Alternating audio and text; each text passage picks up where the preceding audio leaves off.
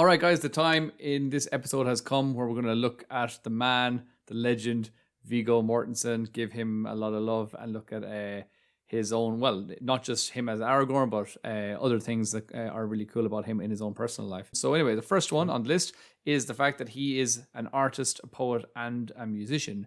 So as well as acting, Viggo is passionate about music, poetry, photography, and art. In the film A Perfect Murder from 1998, he played an artist and painted all of the characters' murals himself. Viggo has written poetry all his life. His first book was published in 1993, many years before becoming famous for The Lord of the Rings. Viggo has also collaborated with musicians to create jazz interpretations of his poetry. So that's pretty class, isn't it? And also, Dave, cool. Did you know this, that in The Return of the King, Viggo composed and sang Aragorn's coronation song? So Viggo actually wrote that song, which is awesome as well. Like the song that he sang in Elvish. Yeah. I think I had heard that before, but yeah, no, that's incredible. But like, so what? He was given the words, obviously, and he just had to like put a medley to it. Or a melody. A medley. He did a little medley, like. Yeah. I don't know. I can't remember if that's like he didn't come up with the Elvish. No, well, you know. I mean, maybe he came up with a little song and then he got it translated into like Quenya or something. But I think it's probably that's from the book. Maybe he came up with the tune for it, and maybe maybe. Yeah, that's probably what they mean by it. But I don't know. Pretty cool. But it was him actually singing it. Cool. I actually saw a video recently of him on some like talk show or something from not too long ago. And I think they asked him about it, and he actually sang it there and then on the spot, and he remembered all the words, and it was like so cool. That's cool. So next point then I want to speak about is that the Knight of Gondor is a real life knight, and so he is Sir Viggo Mortensen. So in 2010, Viggo was among those named as Ridder af Dannebrog, which is Knight of the Danish Banner by the Queen of Denmark. So I was just thinking when you said, because we talked before about Ritter in Riddermark. Yeah, Riddermark and Denmark, the connection there. Yeah, we did. Yeah. So when you started saying Ritter or whatever, I was like, yeah. Oh, of course. A Danish thing. Yeah, it is a Danish thing. Mm-hmm. So we know that he's half Danish and half American. So yeah, got a knighthood by the Queen of Denmark, so that's pretty cool. Yeah, that's when you said the Knight of Gondor, I was like, which knight is that? I thought you meant like day and night. Do you know? Oh yeah, day and night. And I was really confused there. Like the Knight of Gondor is a real knight. And I was like, Sorry, did I say the Knight of Gondor? I meant the King of Gondor. What am I talking about? Right. Okay, yeah. So the King of Gondor is a knight. You should have said the Knight. The Knight of Gondor. Then I would have understood you. Exactly. I mispronounced it. I'm sorry. Then another one that most people know is that he speaks many languages. He's multilingual. So he speaks fluent English, of course, but also Danish, Spanish, and French. He's completely fluent in. Other language he can speak partially include Catalan, Swedish, Norwegian, Italian, and Arabic. And he is an official Omnium cultural member, an organization dedicated to preserving the original Catalan language and culture. So he loves the Catalans. He's a big fan of Barcelona. So he'd be all for them getting their independence or getting their own country. Yeah, probably. It's waving that yellow and orangey red banner. Fittingly, a lover for languages, like Tolkien himself, Viggo apparently requested if Aragorn could speak more Elvish in the films as well. So that's kind of cool. He was like, deadly. Yeah, he's like, I want to speak more Elvish because that's what Aragorn would do. So he's just a legend in all ways. Yeah, I love all of his scenes when he's speaking Elvish.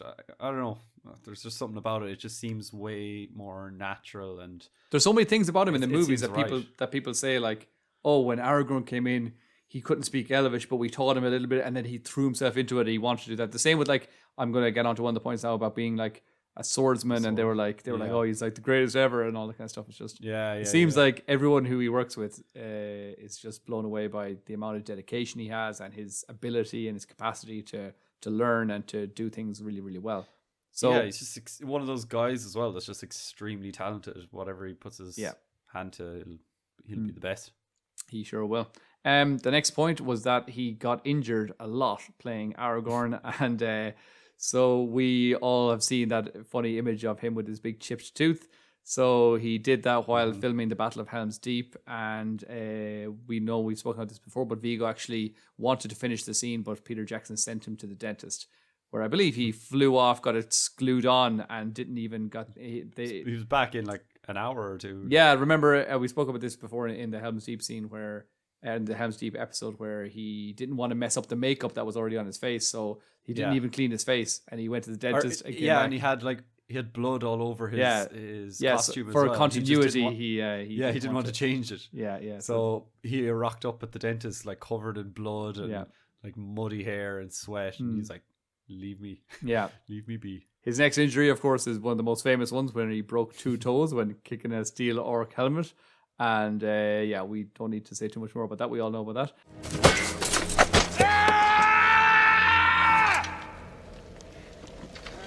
He also almost drowned during the scene where he's floating down the river unconscious because he was pulled underwater by the weight of his costume. So all of his armor and stuff in his floating scene, he was pulled under the water and nearly drowned.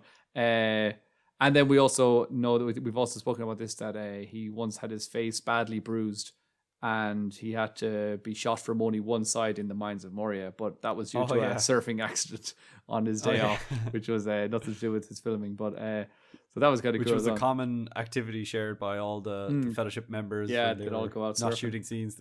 Yeah, all like the bonding trips and the things they did when they were filming. It just seems like it was a heck of a time. So Aragorn's son tries to kill him in The Return of the King. So Viggo's son Henry had 2 cameos in The Lord of the Rings. He played one of the reluctant boy soldiers at Helm's Deep, and also the first orc to attack Aragorn at the Battle of the Pelennor Fields. So there you go. So his son had a couple of cameos. There you go. So yeah, all right, cool. Next thing on the list is that Aragorn, he is Aragorn. Viggo suggested one of Aragorn's most moving gestures, which was that after Boromir's death in the Fellowship of the Ring, it's a deeply moving moment, and Aragorn promises to protect the people of Gondor and is later seen donning his fallen comrade's armoured sleeves, those little things that he wears on his wrists. And Sean Bean, who played Boromir, revealed in the DVD commentary that this was Viggo's idea, and Aragorn wears those armoured sleeves for the rest of the films, and even in the flash forward scene where we see his death, he's still wearing those when he's lying on his deathbed. So that was Viggo's idea to have that included, which is really cool. I didn't know that. And I'm trying to remember, those are the gauntlets things that Boromir wears, but I'm trying to remember, is that a thing in the book where Aragorn, he always tries to pay his respect by carrying on a piece of legacy to I've heard that before, but I can't remember. Is that a book thing? I'm not sure. If anybody knows, reach out to us. Let us know. Because you see it with other things. He's got a lot of hand-me-downs, basically. He's just cheap.